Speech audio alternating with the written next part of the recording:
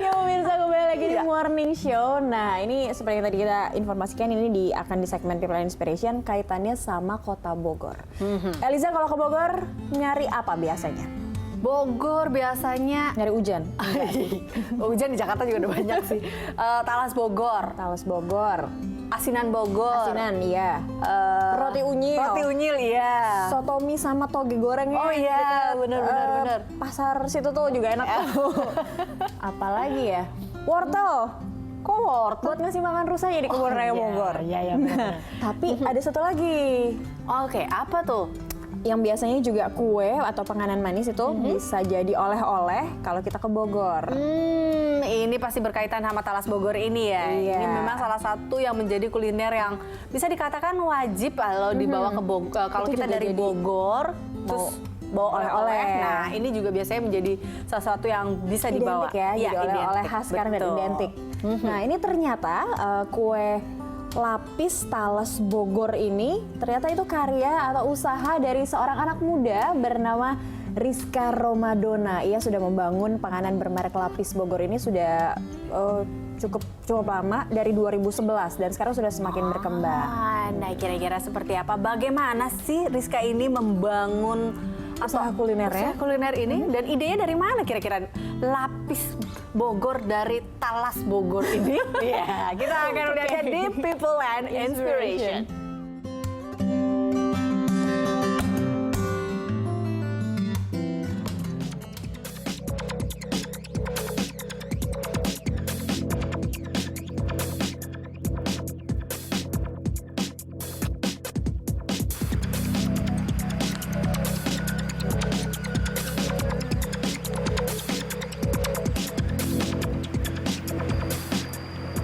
Ya, Bogor adalah kota yang berlimpah dengan talas. Nah, seorang wanita membacanya sebagai sebuah peluang.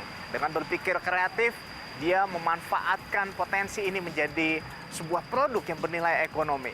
Lapis Bogor. Pemirsa, inilah People and Inspiration bersama Rizka Wahyu Romadona.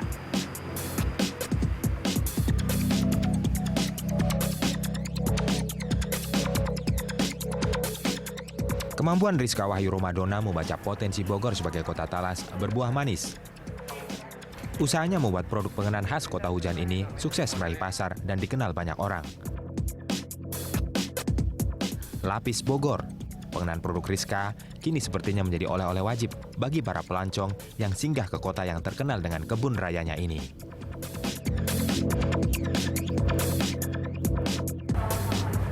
Nah, ini dia. Halo, Rizka Wahyu Romadona. Apa kabar? Baik, alhamdulillah. Waduh, luar biasa. Jadi ini ya.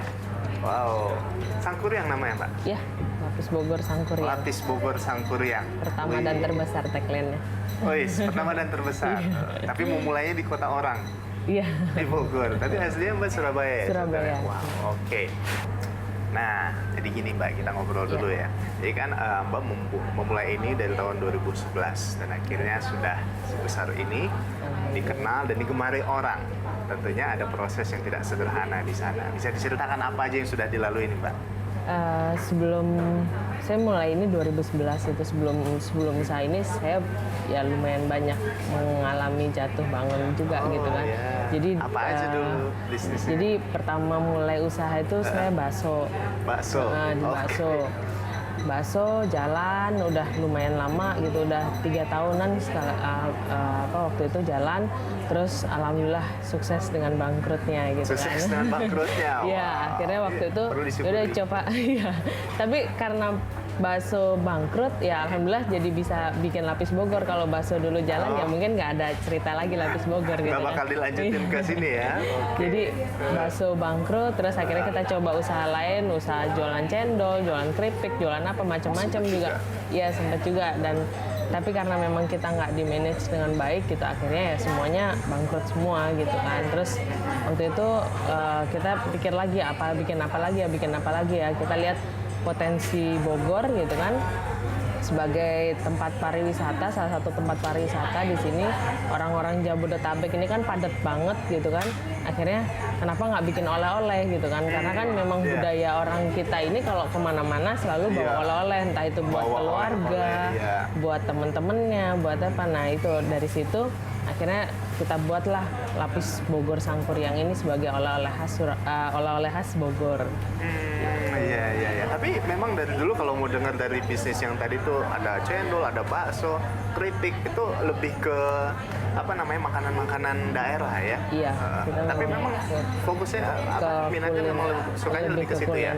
Oh, karena kalau yang kuliner lokal. itu, ya kalau kuliner itu lebih apa ya kebutuhan utama orang kan ya, satu itu, terus juga dari modalnya juga nggak terlalu besar juga gitu untuk bisa mulainya. Oke.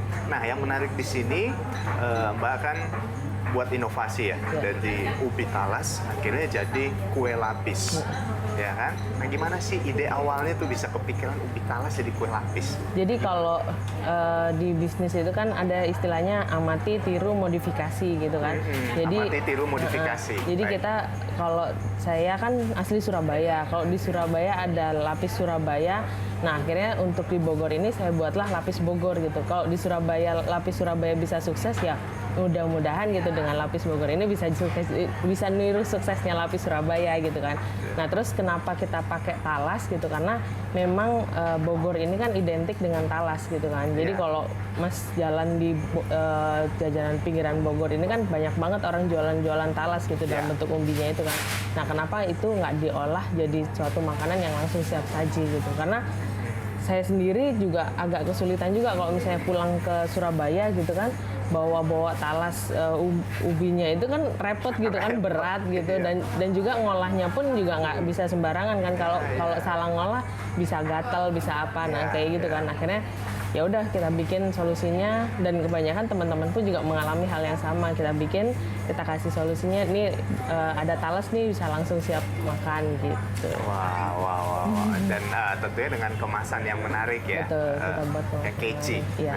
Nah, dan memang apa namanya, kalau saya mau dengar nih, kalau saya mau lihat nih, balik lagi, flashback lagi, ada cerita lucu. Jadi ceritanya waktu pertama kali memulai usaha ini nekat, ya kan? Nekat, dan akhirnya punya modal waktu itu 500.000 dan mixer mertua. Wah, betul, gimana tuh, bisa diceritain tuh? Jadi karena waktu awal itu usaha bakso segala macam udah bangkrut gitu kan, udah nggak ada uang lagi. Waktu itu juga kita cicilan rumah 4 bulan nggak kebayar. Tiap hari diteleponin terus sama pihak bank, terus juga kita ada dulu kan pakai modal pakai kartu kredit gitu kan, diajarin pakai kartu kredit, ya itu akhirnya kebelit sendiri, 3 kartu kredit macet semua. Terus juga motor operasional dulu kita punya ada 3 juga, itu diambil semua sama pihak leasing gitu. Terus juga apa Berarti namanya, kebayang nih tiap hari dikejar-kejar debt iya collector tiap hari kolektor datang ke rumah. Waktu itu juga ada ibu saya juga pernah, ibu saya dari Surabaya datang ke sini, kaget juga pas beliau ada di situ, pas saya nggak ada di rumah gitu kan, ada semua debt collector datang, jadi nangis aja gitu.